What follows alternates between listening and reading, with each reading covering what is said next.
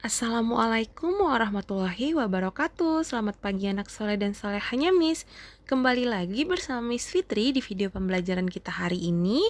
Nah, hari ini kita masuk ke tema 9, subtema 2, benda-benda di sekitar kita, pembelajaran 1, 2, 3, 4, 5, dan 6. Nah, sambil Miss menjelaskan materi kita hari ini, anak-anak Miss buka buku tema 9-nya ya. Nah, Miss harap anak-anak Miss semua masih dalam keadaan sehat dan semangat belajar dari rumah. Sebelum kita mulai pelajaran kita, marilah sama-sama kita berdoa. Doa sebelum belajar. Bismillahirrahmanirrahim.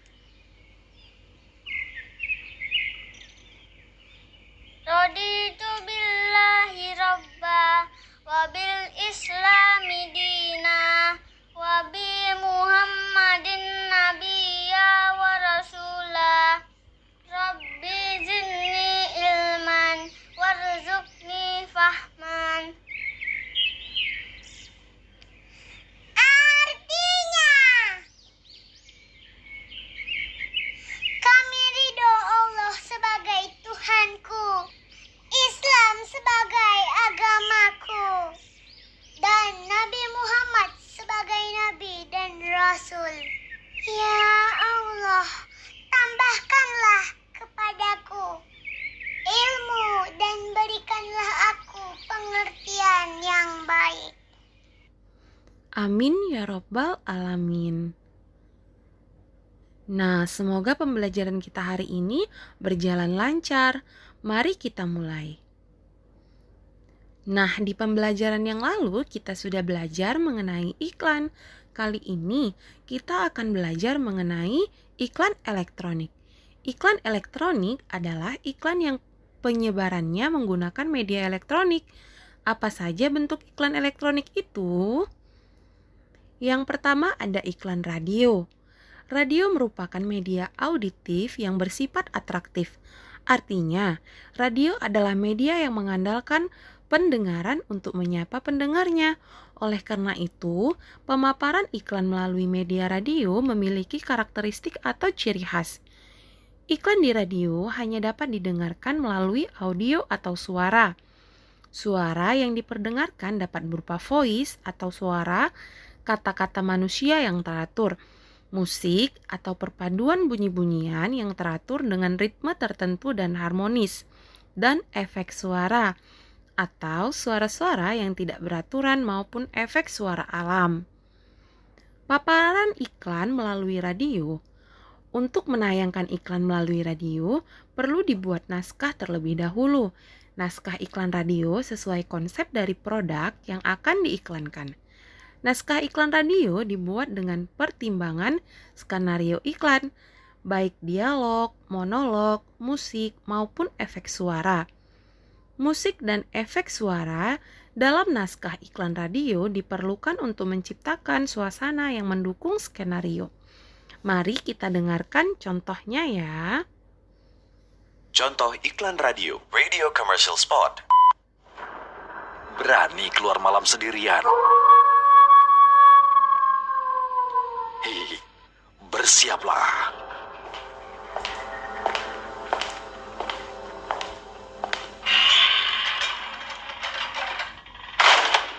Jumat malam, 14 Juli 2012 akan datang sesuatu yang dahsyat. Hadir kembali Midnight Sale. Dapatkan notebook, laptop, tablet, PC desktop, printer, monitor, digital kamera, proyektor, harga ajaib dan lebih dahsyat. Catat Jumat 14 Juli 2012 hanya di Komputa, Jalan Cekditiro nomor 10 Jogja, mulai jam 7 malam sampai tengah malam. Info lebih jelas hubungi 51338.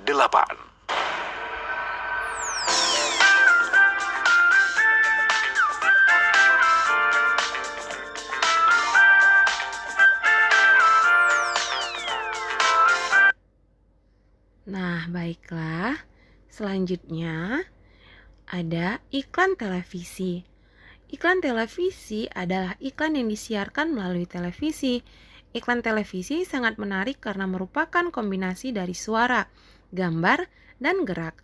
Iklan televisi memiliki karakteristik yaitu dapat dilihat dan didengar. Oleh karena itu, iklan yang disampaikan melalui televisi sangat menarik perhatian dan mengesankan. Paparan iklan melalui TV. Pembuatan iklan televisi diawali dengan membuat rancangan dalam bentuk skrip dan papan cerita atau sketsa gambar yang disusun berurutan sesuai naskah. Setelah disetujui oleh pengiklan, barulah rancangan iklan itu dibuat di rumah produksi. Nah, mari sama-sama kita lihat contohnya.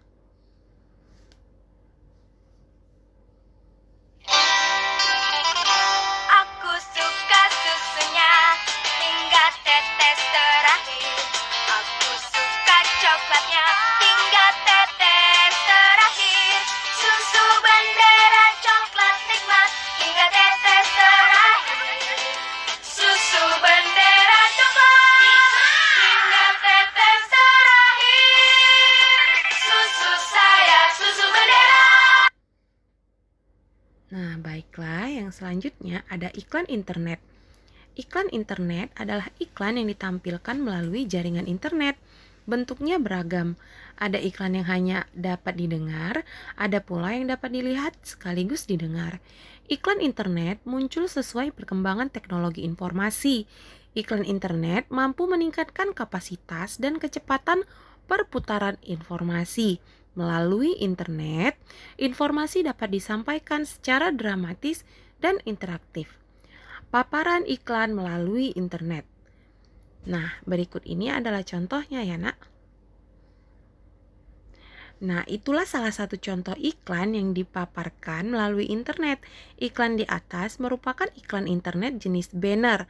Iklan internet jenis banner yaitu iklan pada papan iklan mini yang tersebar pada sebuah halaman web. Selanjutnya, dalam menyajikan iklan elektronik harus memperhatikan beberapa unsur iklan elektronik agar menarik perhatian masyarakat seperti berikut. Berikut ini secara umum dijelaskan mengenai unsur iklan elektronik agar menarik. Yang pertama ialah perhatian atau attention. Iklan yang baik harus dapat menarik perhatian masyarakat umum. Yang kedua, minat atau interest. Setelah mendapat perhatian, unsur iklan harus ditingkatkan menjadi minat. Apabila minat sudah ada, maka akan timbul rasa ingin tahu secara rinci dalam diri konsumen. Yang ketiga, keinginan atau desire.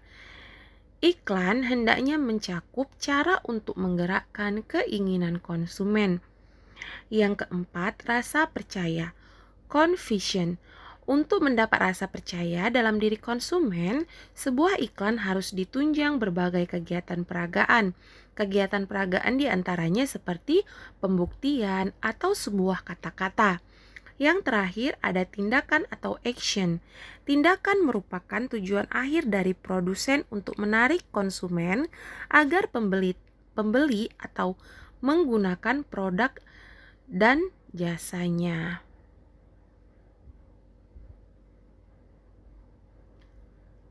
Selanjutnya ada ciri-ciri bahasa iklan.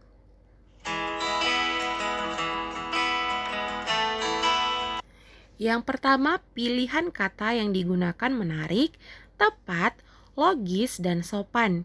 Yang kedua, pilihan kata yang digunakan memiliki sugesti bagi khalayak. Yang ketiga, pilihan kata yang digunakan menonjolkan informasi yang dipentingkan. Yang keempat, pilihan kata yang digunakan menunjukkan sasaran. Nah, mari kita lihat berikut ini. Dari Sabang sampai Merauke, ada semangat awali pagi yang selalu hadirkan ceria.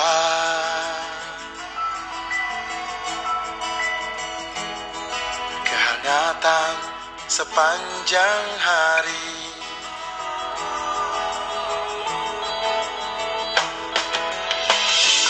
Indomie seleraku.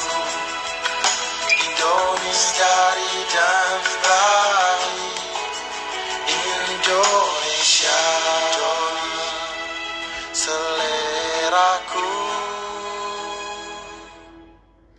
Nah, yang barusan kamu lihat adalah iklan Indomie. Nah, berikutnya kita akan mengidentifikasi jenis iklan berdasarkan isinya. Iklan di televisi menayangkan gambar partai-partai politik dalam pemilu 2019. Iklan tersebut untuk mengenalkan kepada khalayak tentang partai-partai politik peserta pemilu tahun 2019. Melalui iklan tersebut, masyarakat dapat mengetahui partai-partai politik yang akan mereka pilih sesuai hati nuraninya, tanpa adanya paksaan dari pihak manapun. Iklan pada gambar termasuk jenis iklan politik. Nah, yang ini ya nak, ini termasuk iklan jenis politik. Nah, selanjutnya, iklan ini berisi tentang ajakan kepada khalayak untuk membeli aplikasi pendidikan anak berbahasa Indonesia. Iklan ini ditayangkan melalui internet. Berdasarkan isinya, iklan ini termasuk iklan pendidikan. Nah, ini ya nak, ini contoh iklan pendidikan.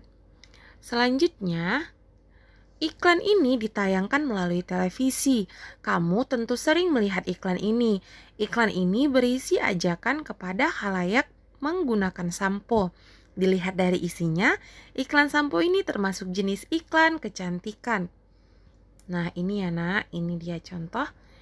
Iya, masuk dalam jenis iklan kecantikan. Kita lanjutkan. Dalam pembuatan iklan, sangat dibutuhkan adanya kerjasama antara jasa pembuat iklan dan pemilik produk yang diiklankan.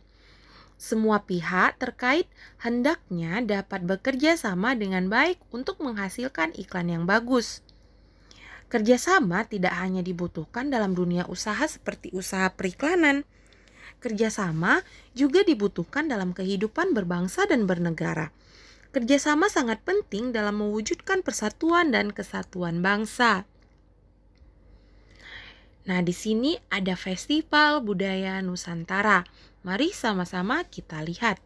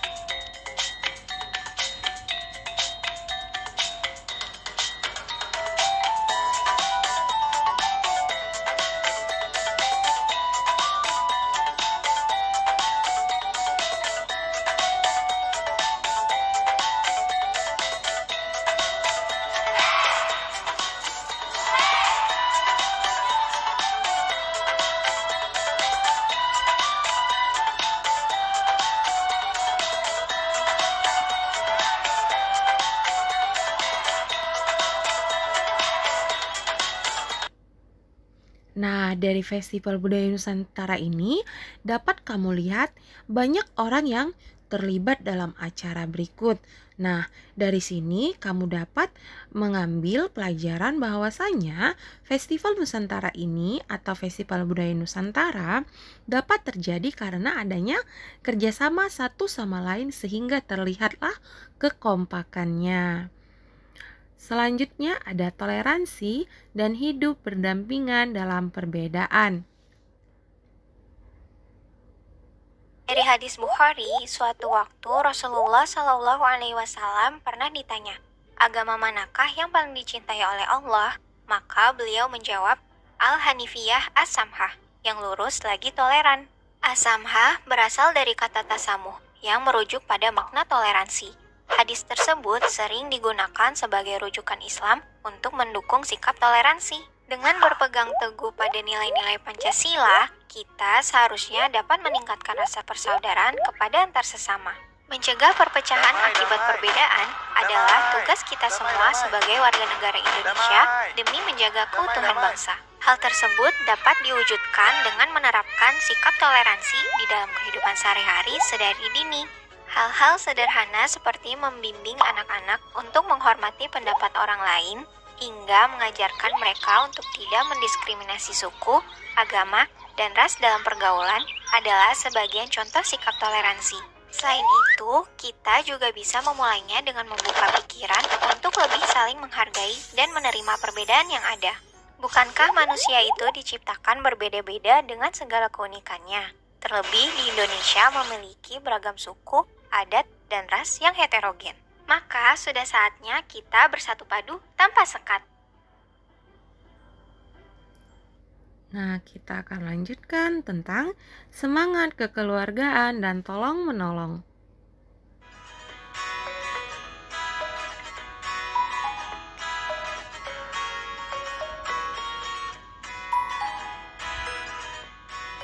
Ayah sedang apa? Oh, ini naruh beras jumputan. Beras jumputan itu gunanya buat apa? Ayo anak-anak, minum dulu. Itu salah satu simbol gotong royong di Indonesia. Juga membiasakan keluarga kita menabung. Di daerah lain ada juga. Di Jawa Barat sebutnya parelek. Oh gitu ya. Membangun jembatan dan pindahan rumah pun, masyarakat Indonesia selalu bergotong royong. Semua daerah punya kebiasaannya masing-masing. Tapi intinya sama, gotong royong. Gotong royong adalah budaya kita.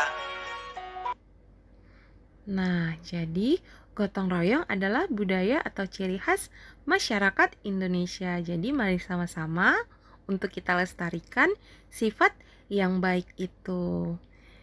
Nah, Miss harap anak-anak Miss dapat mengerti dengan penjelasan materi kita hari ini.